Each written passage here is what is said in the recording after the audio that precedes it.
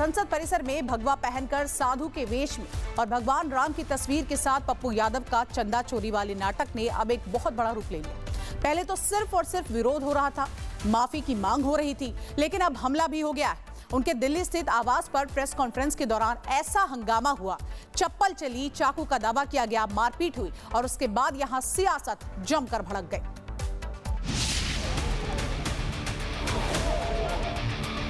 आपने कहाँ का सम्मान करा? आपने भगवा, भगवान राम और सनातन पर सियासत लगातार जारी है। शुक्रवार को संसद परिसर में पप्पू यादव के प्रदर्शन के बाद शुरू हुआ विवाद रविवार तक सड़क से उनके घर के भीतर पहुंच गया। सनातन धर्म और हिंदू आस्था का घोर अपमान करने वाले पप्पू यादव के प्रेस कॉन्फ्रेंस में ही हंगामा हो गया। रविवार की शाम पप्पू यादव दिल्ली स्थित अपने आवास पर मीडिया से बात कर रहे थे। तभी पहले उनके ऊपर किसी ने चप्पल फेंकी, फिर चाकू से हमला करने का आरोप लगा। बताया गया कि प्रेस कॉन्फ्रेंस के दौरान दो लोगों ने उनके ऊपर चप्पल, जूते और चाकू से हमला किया। पप्पू यादव का दावा है कि एक शख्स चाकू लेकर उन तक पहुंचा था और उनकी हत्या की कोशिश की गई। वहीं मौके पर मौजूद समर्थकों ने दोनों युवकों को पकड़ लिया। इसके बाद जमकर मारपीट हुई, घसीटकर बाहर ले जाया गया और पूरा घटनाक्रम कैमरे में कैद हो गया। चाकू लेके मारने आया भाई, चाकू आपके साथ आगे पीछे मैडम अभी मैं हाफ रहा हूँ। आप मेरी स्थिति देखिए, अगर आप बाहर निकलेंगे तो आपकी हत्या कर देंगे। अब ऐसे बोल रहा है कि हत्या तो करेंगे, हत्या कर देंगे।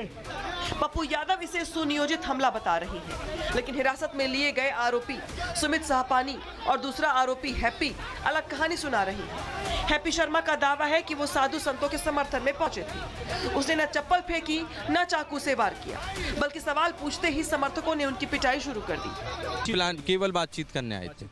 हाँ। पुलिस आपको ढूंढ रही है, आप जाएंगे पुलिस के पास? जाएंगे। ऐसे में सवाल ये है कि सुरक्षा जांच के बाद भी आरोपी अंदर कैसे पहुंचे? अगर हथियार था तो सुरक्षा में चूक कैसे हुई? ये हमला हुआ या फिर करवाया गया?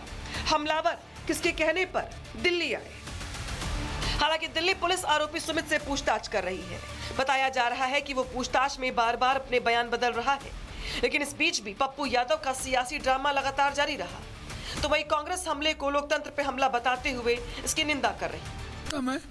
मैडम आपके सामने हमला हुआ, इस्तीफा मांग रहे हैं? नहीं होती, आपका इस्तीफा मांग रहे हो भैया तो इस्तीफा स्पीकर से कहिए मांगे।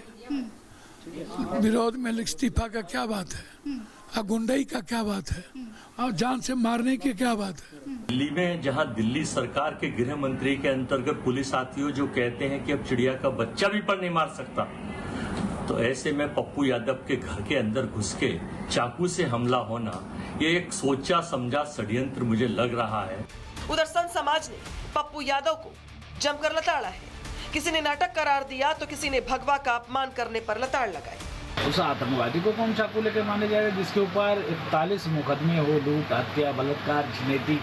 देश का ऐसा कोई कुकर्म नहीं जिसने पप्पू यादव ने किया ना हो, उसको कौन मारेगा? वो गेंडा को। पप्पू यादव ने नाटक की दूसरी श्रृंखला रखी। उनके अपने घर में प्रेस कॉन्फ्रेंस रखी गई और एक एक व्यक्ति को देख के अंदर लाया गया होगा, लेकिन वहां कहते हैं कि 3 लोगों ने उनके ऊपर हमला कर दिया। लोग पकड़े गए हैं, सत्य सामने आएगा और हम इस बात का दावा कर रहे हैं कि भारतीय सनातन संस्कृति का ये नियम नहीं है कि कोई व्यक्ति किसी का हत्या करने का प्रयास करे। किसी प्रकार पप्पू यादव पर चप्पल, जूता फेंके गए हैं, ये उसी आक्रोश का परिणाम है।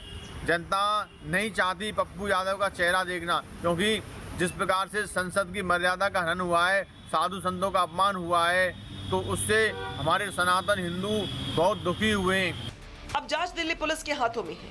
अगर पप्पू यादव का दावा सही है तो सवाल सुरक्षा व्यवस्था पर है, और अगर आरोपी का दावा सही निकलता है तो फिर सवाल पूरे घटनाक्रम की कहानी पर खड़े होंगे। फिलहाल चप्पल, चाकू और सनातन से शुरू हुआ विवाद अब पूरी तरह से राजनीतिक संग्राम में बदल चुका है।